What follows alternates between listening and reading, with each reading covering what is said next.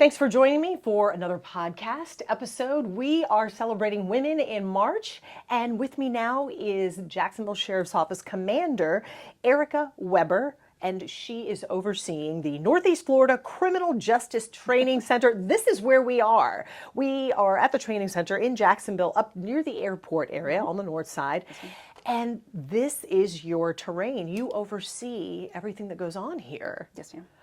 Which is a big deal because there's a lot that goes on. Tell me a little bit about what goes on. So we are training our police recruits, corrections recruits, and also our community service officers. In addition, we have all of our current officers and corrections officers and current CSOs who are coming through required annual in-service training. We push out all of the information even to the region. So our region covers multiple counties, about 3,000 officers throughout our area who come to us for advanced and specialized training. So in addition to just the FDLE Criminal Justice Standards and Training Commission required courses, there are advanced and specialized courses that we're able to hold here and bring officers from other areas to attend. Things like our pistol-mounted optics, interviews and interrogations, speed measurement, just kind of all kinds of things that run the gamut. Yeah, we do so much and so many different things. And how long have you been here at the center, overseeing the center? I came here in December of 22, so 2 years and a couple months. But this is clearly not the start of your career. You have moved up the ranks to the spot of commander. Yes, ma'am. You started in patrol? I did. I started actually in District 1 in patrol on a fifth watch. So it was kind of not quite midnights, but definitely not days. We started about 2:30 in the afternoon and went until 2, 3 o'clock in the morning. And from there, kind of moved around. I did some bike unit time in District 1 also, which is, we've redistricted, but it was essentially Springfield, downtown, kind of some of the area north on Main Street up to like the Trout River Bridge up there. A lot of fun, definitely a lot of fun. I learned so much in that short time. I stayed in patrol for about 2 years before moving. There was some PERF, the Police Executive Research Forum, had a project going in our areas where we had kind of high crime, a lot of different problems within different neighborhoods. So we were assigned there to do some work in those neighborhoods. From there, I went to Special Assault, which really and truly is, I don't know what words to put on it. That was Special assault, is that like special victims unit? Is that a sexual assault? sex crimes, child abuse, elderly abuse, family violence. There was so much good that could be done. I mean, all of police work has that, but within Special Assault, I really felt like my gas tank, if you will, my feelings, my emotions, I got the most out of those cases, being able to put the pieces back together for families who had had so much taken from them. It's such a personal and vicious attack when it comes to sexual assaults and child abuse. So from my child abuse and sexual assault time, I actually ended up getting promoted to sergeant. And did a couple things in between, but I was lucky enough to go back to Special Assault as a sergeant.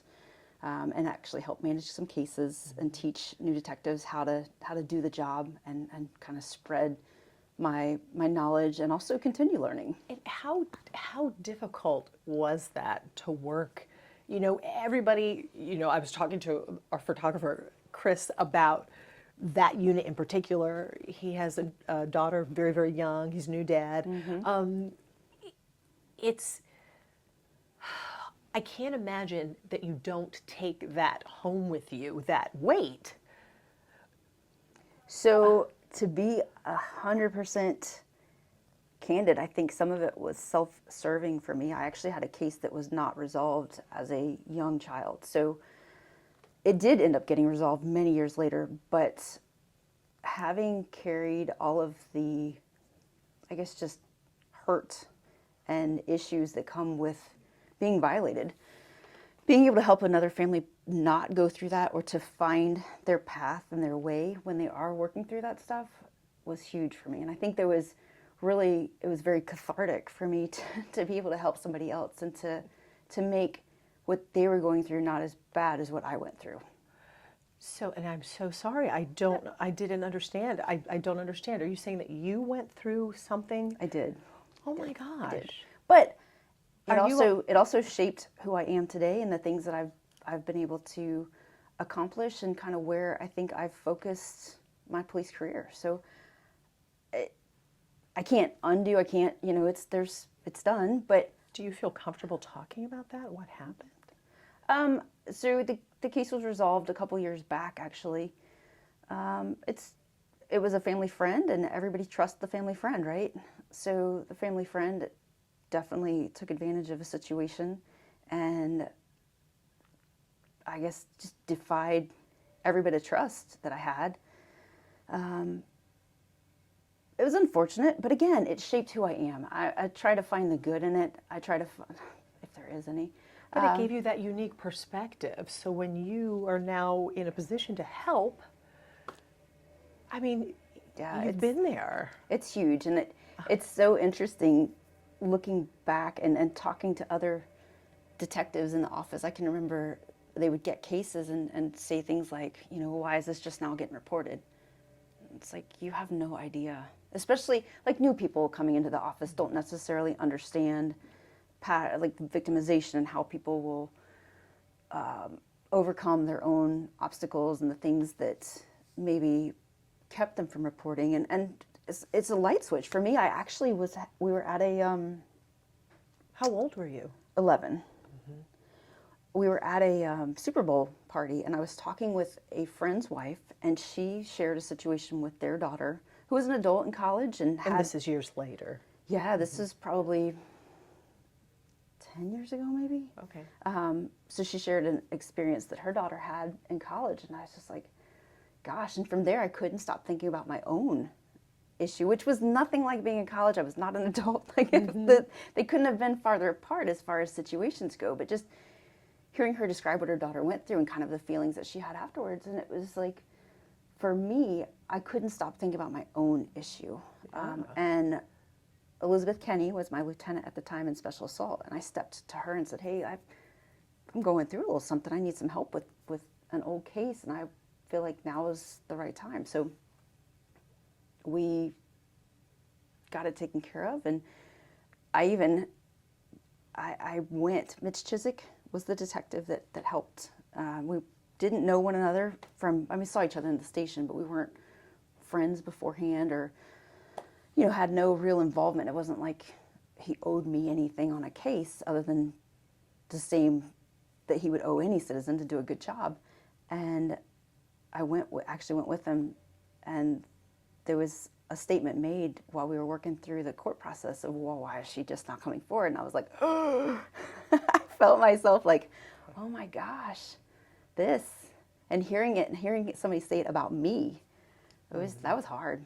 Because it's not easy to come forward, It's not. Especially as a child. So It's you not. stuff it all down. There was a book written, the woman's name, Marilyn something or other. She was a former beauty pageant queen, and she actually, in her book, had a quote, and I shared the book and got rid of, passed it along, but she made a statement about how people look at the adult her and say, well, why didn't you report when it happened? What they're not looking at was the 8, 9, 10, 11-year-old her who was nothing, like a child, not supposed to be able to really defend themselves when it happened. So they're comparing the adult person to a child's ability to stand up for themselves, and it's just not the same. Well, what's even more interesting, and thank you for sharing that, I had no idea, but it seems as though you've taken that deep care for people throughout your career. I also know that you oversaw the dispatch unit at the Jacksonville Sheriff's Office, but you didn't just oversee it. You could have just been the boss there and been done with it. But you actually went through the entire training to become a full-blown dispatcher. You did the classes. I didn't do the dispatch side. The dispatch side, man, that is an art, and that takes so much. I did the call taking. So the 911. The actual, that's what I mean to me is dispatch. So we're talking about two different things. I'm so sorry. Well, no. In my brain, dispatch is answering 911 calls. Don't be sorry. I did not realize there was a difference. They put me in charge, and I don't mean to sound like a ding dong. Oh, but they. You are anything but. When they promoted me, they gave me the comm center. Joy, I had no idea that there were two different roles within the comm center. There's multiple different roles, but So dispatch is only dealing with the officers, I guess? primarily So then what do you call the answering the 911 call taker. So Yeah. you went through that training Yes, ma'am. just to see. Well, I wanted to understand what I was doing. I came off my experience with patrol, my experience with investigations. It was like magic. We hit the button on the mic and somebody's there. Magic, right? No, it's not magic. There's people, and the people are doing things to make all of those calls work and to get everybody where they need to be. It is an orchestra in that comm center, and the work that they do is really, we don't applaud it enough. The calls that they take day to day and they don't ever have the closure on, somebody's screaming on the other end of the line, somebody's seen something traumatic and terrible, and the call taker sends it over to dispatch, dispatch gets the officer there, and the call taker moves on to the next call. They have no idea what's happened with it. They have no idea whether patrol and JFRD got there and saved somebody's life. They have no idea if somebody's shot and killed. They don't know, and they don't ever know the end of it. So some of them, they'll go and try and research the cases the next day as time permits to kind of find out what happened and close that loop. But otherwise, it's like having all these half-read books, and there's no closure to any of it. So my heart absolutely goes out to everybody that's working in our comm center and the work that they do day in and day out, because at the patrol level, I know what happened when I showed up at that call, and I know how it resolved. I wrote a report about it. I was ready for the next one. I had complete information. They don't. And to fully understand really what they were going through and the troubles that they would have, or why at that time we weren't able to keep the call center staffed. And also just to be a good human and help out, because they were they felt pretty low, I think, when I got there about how staffing was going and whether or not we really supported them as an agency. There was a shortage. A huge shortage. And they'll joke that they're the redheaded stepchildren kind of locked away in the tower and nobody goes to see them. And it's just, there's a lot going on. But to be able to sit down and help them take calls and to be able to understand what they were going through, and to not just be another name on a wall of who my supervisor is kind of thing. I wanted to be a part of the team, and to do that, I felt like it was important to help them. And I can feel the passion that you have for championing that position. They're good people. And you did that as an assistant chief. That's a high-ranking position. It's the same as you are now, commander. Mm-hmm. I know the ranks have been renamed, but even before that, you were a sergeant. And during that time, Marjorie Stoneman Douglas, the shooting happened at the school in Parkland in South Florida, and then a law was passed in Florida where law enforcement was allowed to confiscate guns from people that they deemed were possible harm to themselves and others. Sure. And you oversaw that unit. Yes, ma'am. For the Jacksonville Sheriff's Office, but also taking that care and concern and your own experiences in with you. I'm sure you saw a lot there. And people don't want their stuff taken away, let alone their guns in Florida, in North Florida. But what kind of things did you experience in that unit? So the risk protection unit, I had that alongside civil. So all of the writs and replevins and things that come through the courts, evictions. On the risk protection unit side of the house, I think a lot of good came from that, and so much families started getting involved, where there was maybe, an aging parent who, through no fault of their own, were having cognitive issues just related to age, dementia, different things like that. And they would start to maybe lose sight of the reality that we see. So being able to help step in and give a little bit of comfort, I think, to the family members in a legal way to keep whoever was having trouble from accessing their guns, to be able to help collect those and give those family members peace was helpful. Also, there were neighbors of some of these folks who were going through mental crisis, to be able to tell the neighbors, hey, we've collected the guns that we know exist, feeling a little bit safer. Our very first RPO, risk protection order, that was issued in Jacksonville involved a female who was having some mental health concerns, issues, and neighbors' houses were being shot as a result.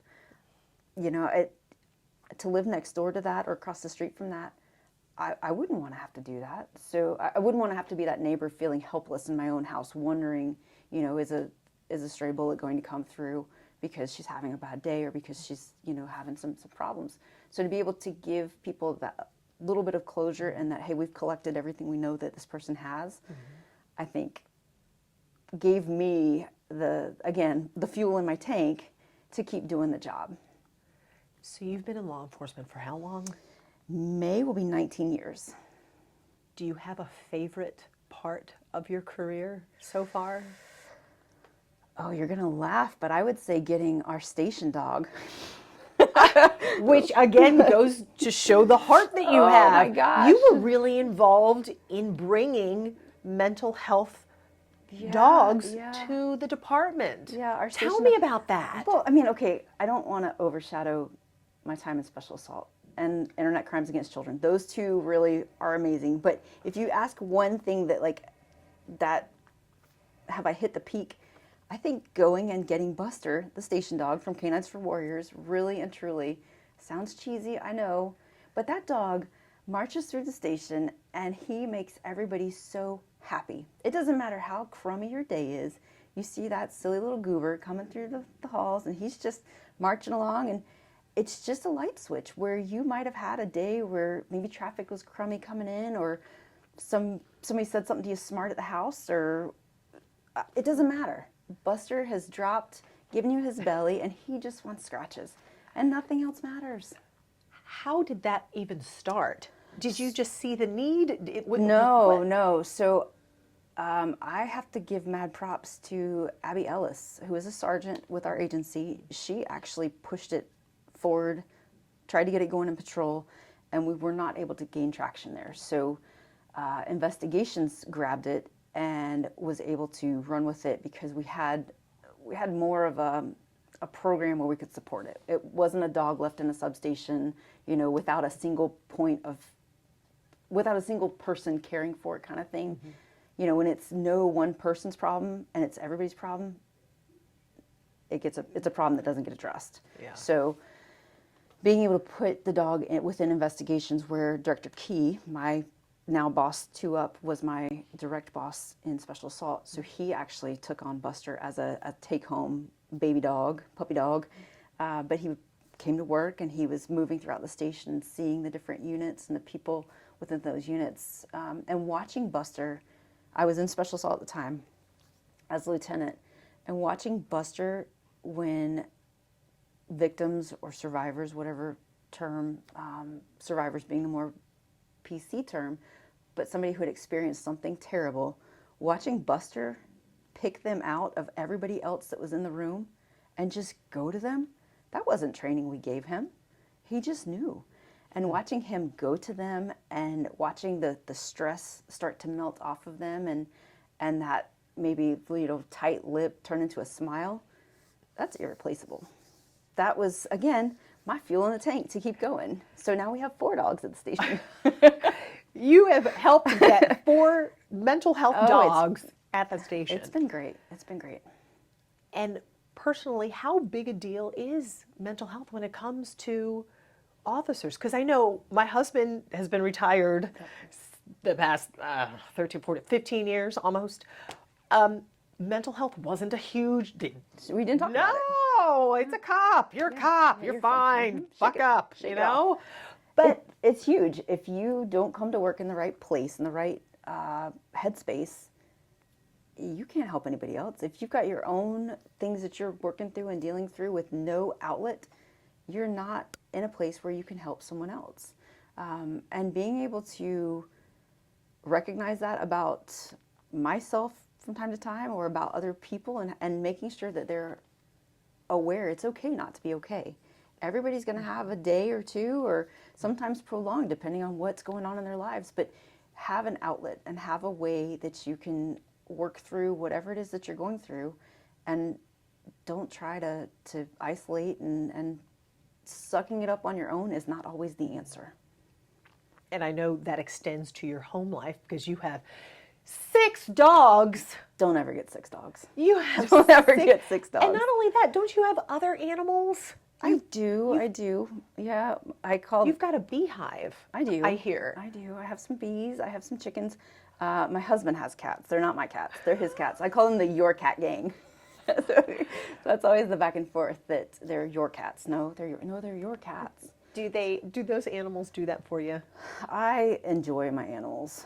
Yeah, I do. I look around and there are obviously times where I think, gosh, look at the dog hair. Oh, or we've got to go get more dog food or chicken food or whatever. But I enjoy them, and that is the outlet that I chose. I mean, people have all kinds of different things, whether it's, their children's sports, their exercise, their family functions, whatever it is. I definitely invest a lot of myself in the animals and my home life. Just like you do at work. How much joy does this work bring to you?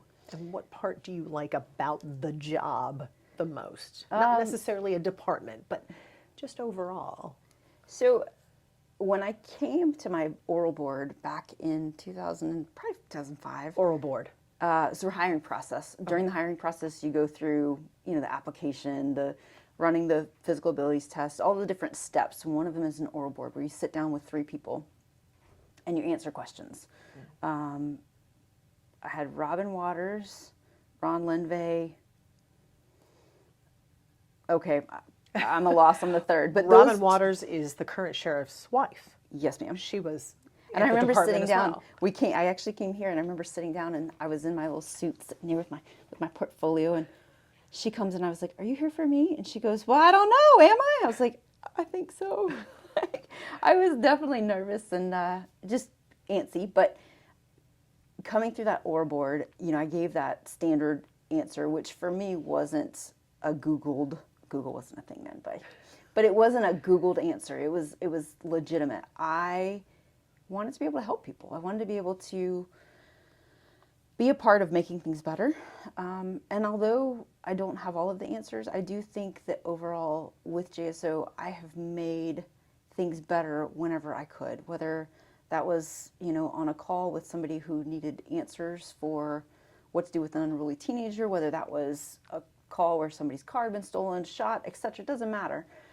Or working within a unit that maybe needed a little bit of positivity and a path forward. I really feel like I try my best to find a way to make whatever that situation is better and to be able to help. And I think that overall is what I appreciate most about the job. How much longer are you going to do it? I don't know. Next year is 20, and my husband's been retired now, I don't know, 5 or 6 years. So I don't know. I definitely, obviously we're definitely going to hit 20 and then probably drop. So maybe 5 past that. I'm not sure. It really just kind of depends on what, I guess what the sheriff has in store for me as far as positions go and health. And I don't take anything for granted. Yeah. So we'll see. Commander Weber, thank you so much. Yes, ma'am. Thank you.